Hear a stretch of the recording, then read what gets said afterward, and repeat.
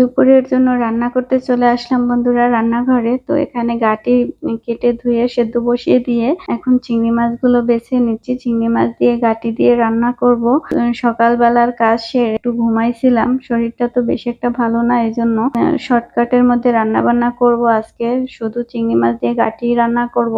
আর এদিকে আবার আমার বড় আন্টি আমার জন্য শাপলা পাঠিয়ে দিয়েছে, তো সেগুলা হচ্ছে কেটে বেছে রেখে দেব।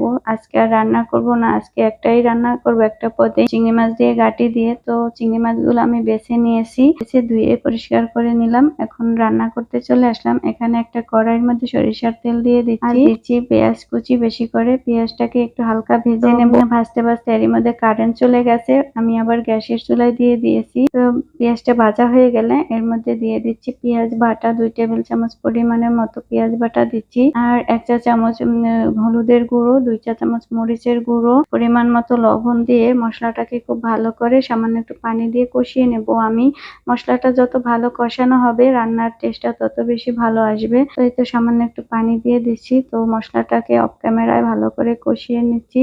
তো মশলা কষাতে দিয়ে এদিকে আমি আবার আসছি শাপলা বাছতে, কারণ মশলাটা তো কষাতে একটু সময় লাগে।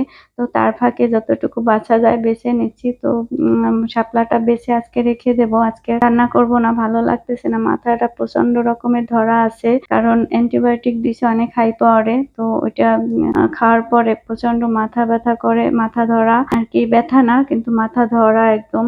আর প্রচুর পানি পিপাসা পায়। শুয়ে থাকলে ভালো লাগে, বসে কাজ করলে কেমন মাথাটা আরো বেশি ধরে, এজন্য খুব খারাপ লাগতেছে। তো খারাপ লাগার পরেও কি করব, কাজ তো করতেই হবে, বাচ্চাদের জোগাড় করতে হবে, এই জন্য শর্টকাট করে নিচ্ছি। এই তো এখন চিংড়ি মাছটা দিয়ে দিচ্ছি। মশলাটা কষানো হয়ে গেলে তো আরো একটু পানি দিয়ে চিংড়ি মাছটাকেও ভালো করে কষিয়ে নিচ্ছি আমি। তো চিংড়ি মাছটা কষানো হয়ে গেছে আমার। এর মধ্যে এখন আগে থেকে সেদ্ধ করে যে ধুয়ে গাটিটা রেখেছিলাম, তো ওইটা দিয়ে দিচ্ছি। তো গাটিটা দিয়ে নেড়ে চেড়ে খুব ভালো করে মশলার সাথে মিশিয়ে এরপর এর মধ্যে ঝোলের জন্য পানি দিয়ে দিব।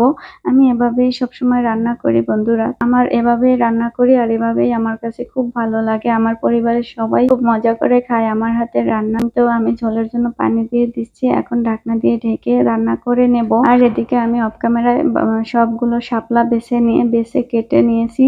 এখন এগুলো একটা পলিথিন ভরে ফ্রিজে রেখে দেব কালকের জন্য। কালকে যদি আল্লাহ ভালো রাখে তাহলে কালকে রান্না করব ইনশাল্লাহ। যাই হোক, প্যাকেটে করে ভরে নিলাম, এখন বেঁধে হচ্ছে নরমাল ফ্রিজে রেখে দেব।